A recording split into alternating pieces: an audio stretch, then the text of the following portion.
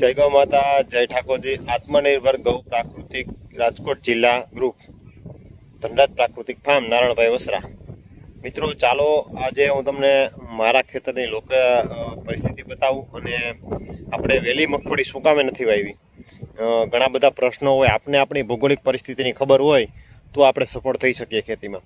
પ્રાકૃતિક ખેતી સરળ પણ છે અને આમ જો તો સરળ પણ નથી। પ્રાકૃતિક ખેતી કરવી હોય તો આપણે આપણી ભૌગોલિક પરિસ્થિતિથી પૂરી રીતે જાણતા હોવા જોઈએ, જેથી કરીને આવનારા ભવિષ્યમાં એનાથી આપણે નેગેટિવ આપણે એના પ્રત્યે ન થાય। તો ચાલો હું તમને બતાવવા અને થોડીક મારી જેવી જાણકારી છે પ્રમાણે તમને બતાવવાનો પ્રયત્ન। આ આપણું ખેતર છે અને આપણે વાવેતર હજી નથી કર્યું અને વરસાદનું વાવેતર કરવાનું નક્કી કર્યું હતું, કેમ કે આપણે આપણી ભૌગોલિક પરિસ્થિતિથી સારી રીતે પરિચિત હોય તો ઘણા બધા પ્રશ્નોનું સોલ્યુશન થાય। અમારે જનરલી વરસાદ થાય ત્યારે બિયારો તો ઉગે જ, ગમે એવી આપણે રાખી હોય તો એ પરિસ્થિતિને પહોંચી વળવા માટે શું કરવું? જો ઓરવીને વાવ્યું હોય તો અત્યારે મગફળી ઉગીને કમ્પ્લીટ થઈ ગઈ હોય અને આ નિંદામણ છે, હજી 2-3 દિવસ વરાપ જેવું ન થાય તો નિંદામણ ઘણું બધું મોટું થઈ જાય અને ક્યાંક ને ક્યાંક અડચણ રૂપ થાય। એટલે હાથી આપણે આંકી ન હોગીએ અને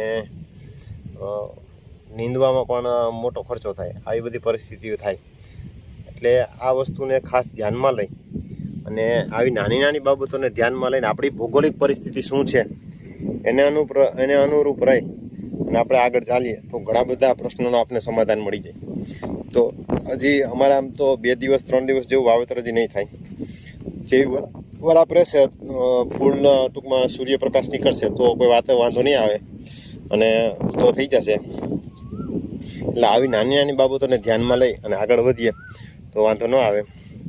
આ અમારી ગૌશાળા છે અને અમારું ગૌધન સરસ મજાનું, આપણે જે ગૌશાળામાં જો અત્યારે ગાયો ઊભી ઢગલો કરેલો છે, ગૌશાળામાં ખુલ્લી ગાયો રહેતી હોય તો આવો સરસ મજાનો મોરમ કે કોઈ ટાઈન્સ કે કોઈ અન્ય એવી વસ્તુ જે કહેતા હોય જે ગૌધનને હાનિકારક ન હોય એવી નાખી અને ગૌશાળામાં નાનકડા ડુંગર જેવું કરવું, જેથી કરીને આપણું જે વરસાદ વહી જાય પછી અંદર શેડમાં કે ગમે ત્યાં બાંધીએ ત્યાં ગરમી થાય, મચ્છર માખીનો ઉપદ્રવ હોય એટલે એ કનડગત થાય અને શાંતિથી ઊભી ન હોગે।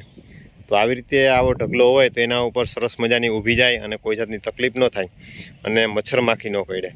આવી બધી નાની બાબતોને ધ્યાનમાં લઈ અને આગળ ચાલીએ તો વાંધો ન આવે।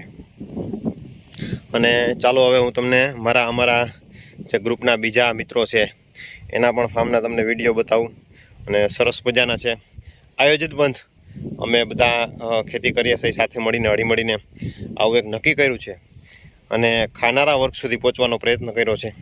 તો બને એટલો અમારો વિડીયો શેર કરજો, જેથી કરીને અમારા રાજકોટ જિલ્લાનું જે સંગઠન થઈ રહ્યું છે કોઈ એમાંથી પ્રેરણા લઈ શકે, ખાનારો વર્ગ છે ત્રાયની।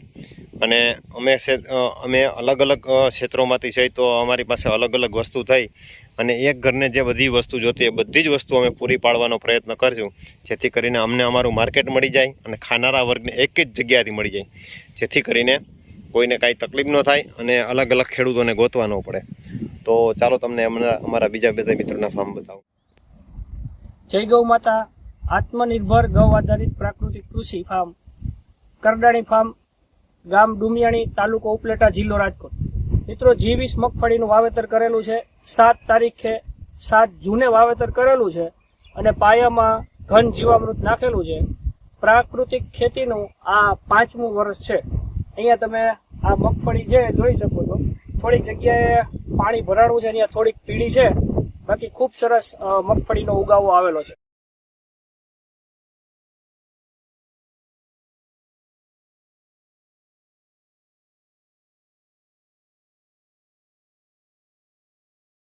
રાજુભાઈ ઉંટાળ, ગામ થાણાગાલો, તાલુકો વેજપુર, જિલ્લો રાજકોટ। હું છેલ્લા 9 વર્ષથી સુભાષ પાલેકર પ્રાકૃતિક કૃષિ કરું છું।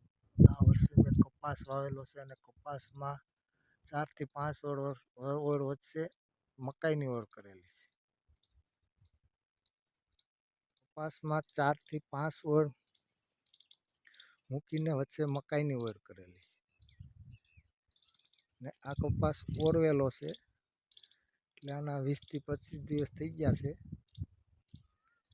ત્યારે હાઈ ક્લાસ નીકળી ગયો છે અને મકાઈ ઘણું કામ આપે છે, ઓથનું કામ આપે છે, પણ જે કીટનાશક પણ એમાં કંટ્રોલ રહેશે.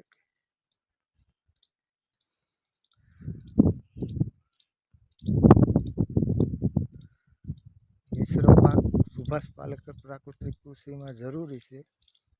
એટલે હજી આમાં મગ ને અડદ પણ નીકળશે, એ પણ રહી જશે. મરસી પણ હજી રોપ સોપા છે ક્યાંક ક્યાંક. 5 થી 6 વર્ષ વચ્ચે